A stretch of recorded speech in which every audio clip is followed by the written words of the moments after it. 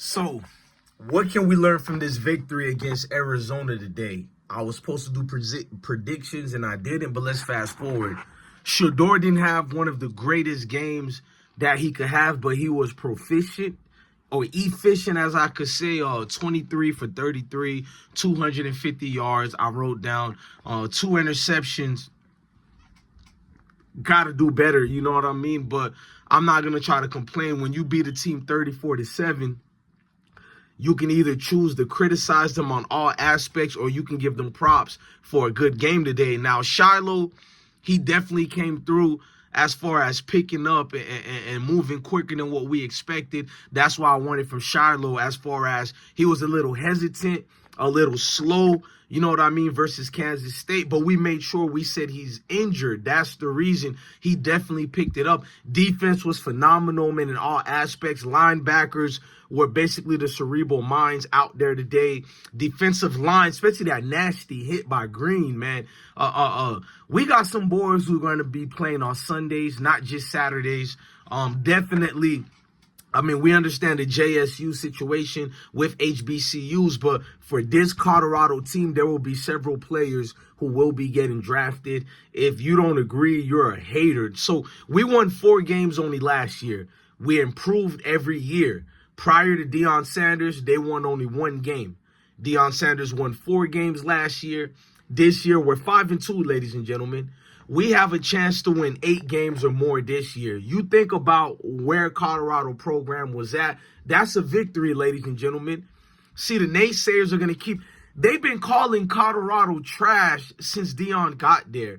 Every single game, every single day, no matter if we win or lose, we're trash. But yet these people keep watching and paying attention. Now, I know in my heart, if Deion Sanders wasn't the coach at Colorado, this team will have a dream story.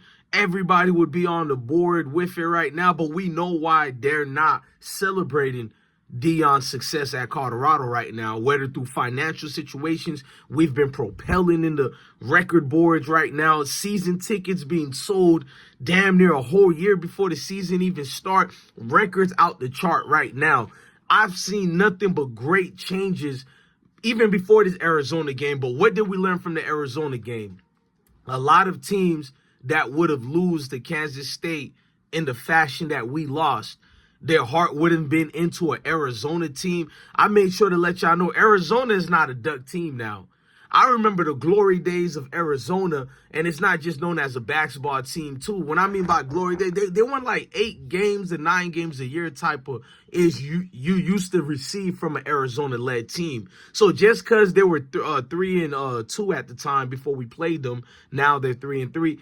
They still was let me say, an honorable foe. You know what I mean? A team that any time that could get it cracking. Now, what happened with Arizona, our defense was too great for them, bro.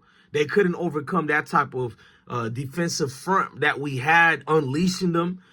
They couldn't stand the coverage that we had, lockdown plays. Let me give you something I wrote down right quick. Hang on. Noah, who I kept bringing up to you guys, Noah Fifita, I can't pronounce his name. I think he's a good player as far as the college level. I don't see him in. Well, I'm gonna reserve that. I was gonna speak about NFL draft as far as that, but to be that young and be a young player, he does got time. You don't want to over critique him. 21 years old, y'all. He can come back and play another year right now, 2 more years.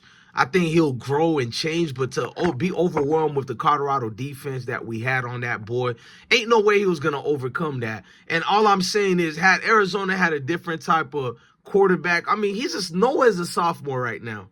You know what I mean? Like, he got time to change, but Shador was already pick and ready, bruh. He was ready as a freshman. He was ready as a sophomore, ready as a junior last year. He was ready this year, too, as a senior. Shador is one of them quarterbacks you know a team will be all right, bro.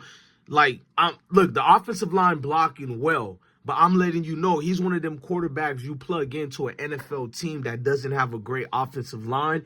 You will get some games out of him right now. Now, if you add production on the offensive line side of the things, Shador could be a quarterback that can average 280 yards or more a game. In the NFL level, bro, that's mighty, bro.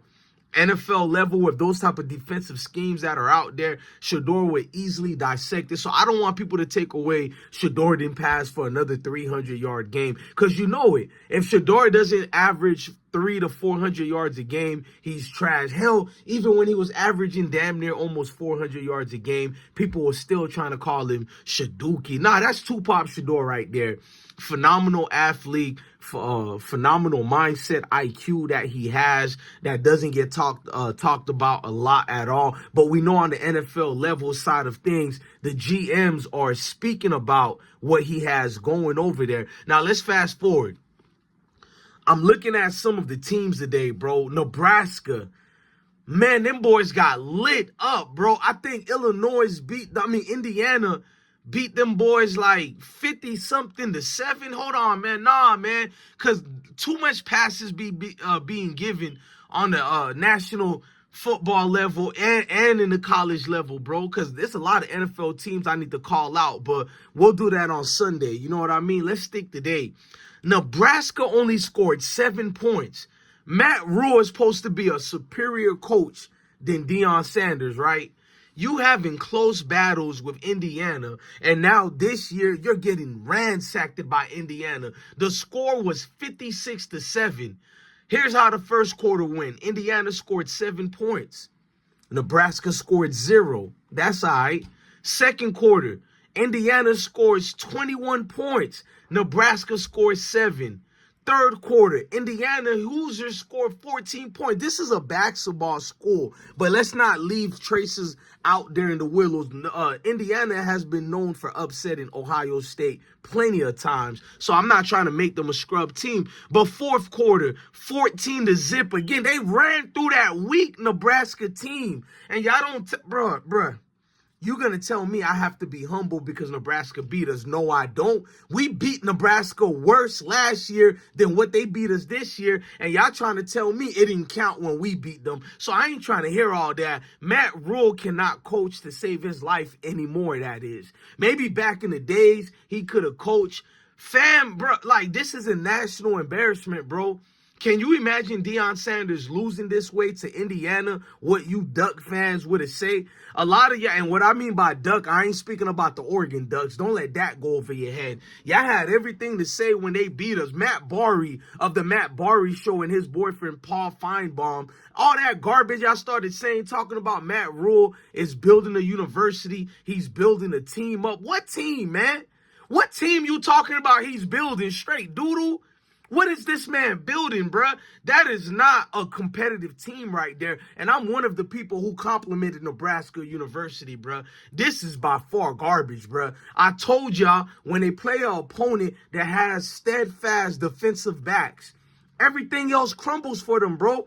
Because when you have to, you feel me, play a running game that you don't have, that you lack. See, the thing about Colorado football, we lack the running game. I'm not going to even sugarcoat it. We have an invisible running game, but everything else is like X's and O's playing pivotal moments, bro. Shedeur doing his right job. The skilled players are doing their thing, like Shepard and Wester and a whole lot of other players. Miller, we can keep going, bro. So we can be all right. You got them dogs in the trenches blocking as well, bro. We gonna be all right. What Matt Rule displayed is certain coaches get passes. You're going to hear all the excuses for Matt Rule where, well, he's building. But Deion Sanders get ransacked with all this hate and visceral of animosity, envy, jealousy. I see the jealousy and hate. Right, we see it, bro. Like, you don't say the same thing for Deion Sanders. I thought Deion Sanders is inexperienced.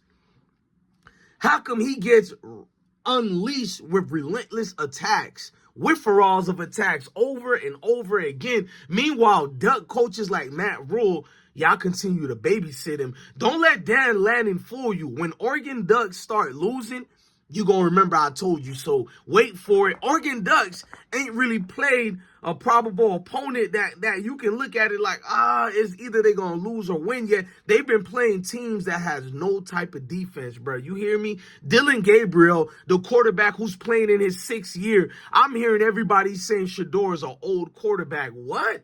This man is a senior. He has 4 years of college football he played. He's not no 5th year, 6th year, none of that garbage. But you don't say nothing about Dylan Gabriel. They keep trying to sneak old boy in the Heisman vote. Man, like, get out of here, bro. And I rock with Miami and Cam Ward. How many games they going to keep playing where they have to play to the tooth and nails, bro? They have been struggling battles against teams they should be blowing out. Man, I'm telling you, Shedeur should have been in that Heisman ranking too, but it's cool. Now, your boy Travis Hunter took a, dinks and nicks last week. I don't know what's going on with this week's, but we know the Heisman Trophy is probably going to go to Eaton. Gina T, however say his name, because when people get injured, they knock you points. We're going to see how things go from here on out. But Matt Rule, this was hot garbage and doodle, man. Shout out to Colorado Buffaloes for playing a great game and showing what a professional team is supposed to do. Because obviously, people are oblivious to the fact that this is Deion Sanders' second year in a Power 5, right? Second year. Other coaches would have been being praised right now for what they're doing over there in Boulder. But we know what it is, man. Look, I'm not no professional victim. We like it like this. I like it us versus the world. Ladies and gentlemen, I'm your guy, DJ Bless One, the best one. Love your family. Love your kids. Never forget to stay blessed. Salute.